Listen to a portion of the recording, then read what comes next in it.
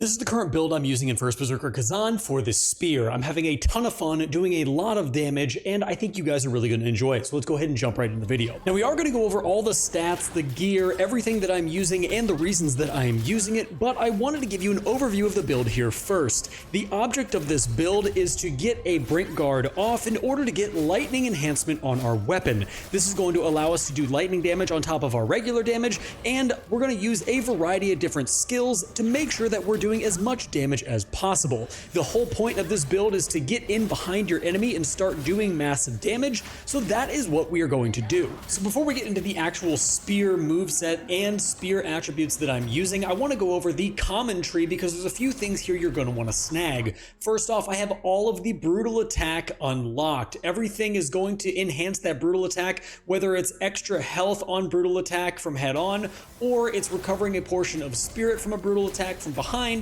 or significantly increasing the amount of phantom form gauge. I don't use phantom form a ton, but having that extra gauge fill from the brutal attacks can be pretty nice and help out in a bind. Now when it comes to the counterattack, I have all of the counterattack unlocked. Counterattacks in this game can be absolutely busted, so all of these are going to be unlocked to help you get the most benefit out of your counterattacks.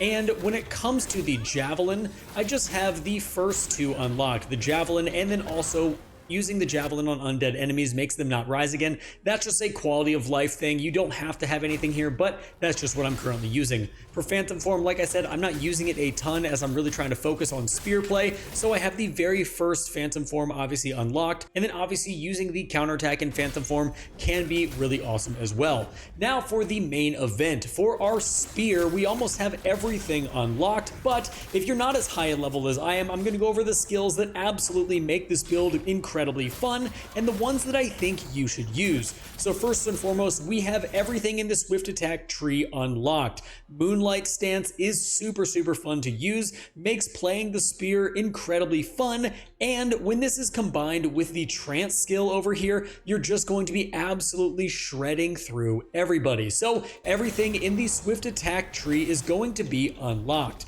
Moving on to the potent blow, the ones that I want you to really focus on are going to be the 0 point and the 0 point fortress. This is going to cause your 0 point to hit extra hard, and when we use our combination of going from heavy attacks into light attacks back into the heavy attack to spin them around and stab them in the back, this is going to be an absolute necessity for that, as it's going to cause you to do more damage quicker. I also have spiral thrust and spiral vortex. I use this every now and again, but it is not necessary for this build. Now moving over into the chain, this is where things get really interesting. First off, the majority of the chain is going to be unlocked. I have the assault, which is incredibly important. I also am going to be using trance. Now the last video I put out saying skills you needed to use for a spear build, I didn't have trance unlocked, and I'll be honest, I was very mistaken. Trance was incredible to use and has made this build a lot more fun, so I have everything unlocked for trance, allowing you to use trance as quickly as you can, and it's going to allow you to build up your spirit faster.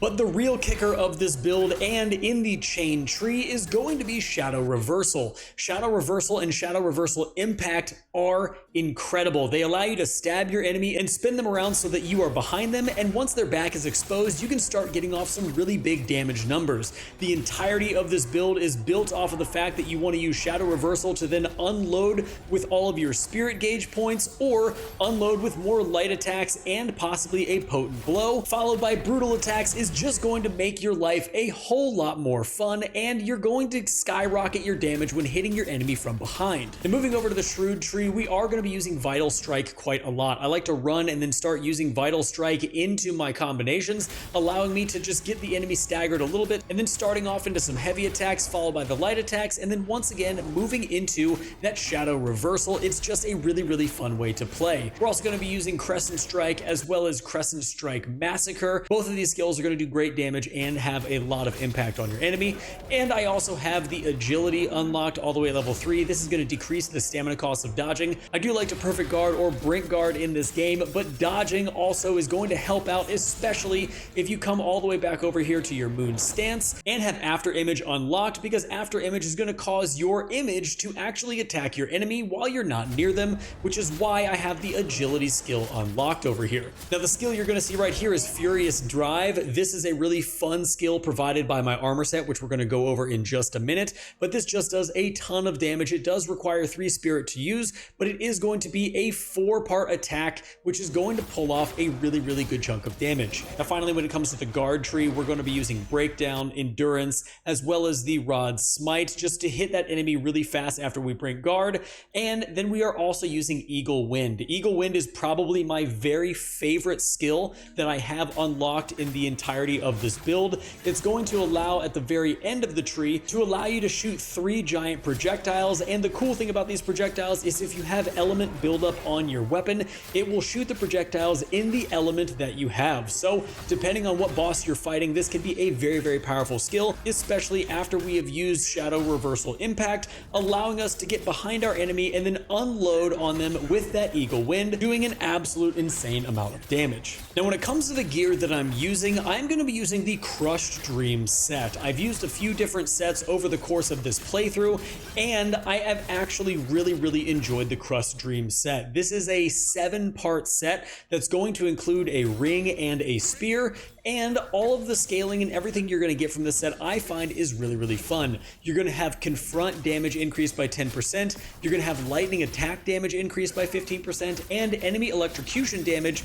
increased by 15%. Now the 15% extra enemy electrocution damage they're going to take is really awesome for our Brink Guard, as it's going to grant us lightning attributes for 10 seconds, allowing us to do lightning damage and allowing our enemy to take more lightning damage. It overall makes for a really fun build to use and a really fun set to have on. Anytime we guard, we're also going to gain Counter-Strike for 10 seconds, and we're also, like I said previously in the skills, going to learn Furious Drive, which is that really nice 4-part move we can use. Now I haven't min-maxed any of the armor attributes yet, but as of right now, everything has been going pretty well. I feel like I'm holding up against bosses. I also feel like I'm not incredibly squishy, and I'm doing a really decent amount of damage, especially at the end game here, so I really can't complain. This set is going to be farmed from Element, but you can actually get the set on your own and create it from the blacksmith, and I will have a guide coming out for that, so definitely make sure to subscribe and stay tuned. Now when it comes to our phantom that we're using, we are actually going to have a few separate options. First and foremost, I have been using Conrad the Swift, as I have him fully awakened, and he's going to increase damage by 5% upon performing a perfect brink dodge,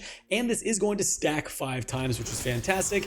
And my level 1 increase is just going to reduce the dodge stamina cost by 10%, and considering we do have the option to dodge quite a lot with this build, this is going to help us out a ton. Now I have also used Keshta with this build, and I do like the increased stamina recovery rate by 30% for 15 seconds upon exhausting all the stamina, but it is not completely necessary, as because we use all of our combinations, typically we are going to be getting off brutal attacks and regaining all of our stamina instantly, so he really isn't necessary, but he is an option to use if you don't have Conrad the Swift unlocked. Now when it comes to the stats of what I'm currently using, I'm level 143, I have 40 vitality, 30 endurance, 10 strength because I'm using the spear and it doesn't scale with any strength, I have 50 willpower, and 62 proficiency. The reason I have 50 willpower is after 50 you start getting less attack damage for the amount of points you're putting into willpower, and for proficiency I'm still getting 3 points of attack damage for every 1 point of proficiency I'm putting in,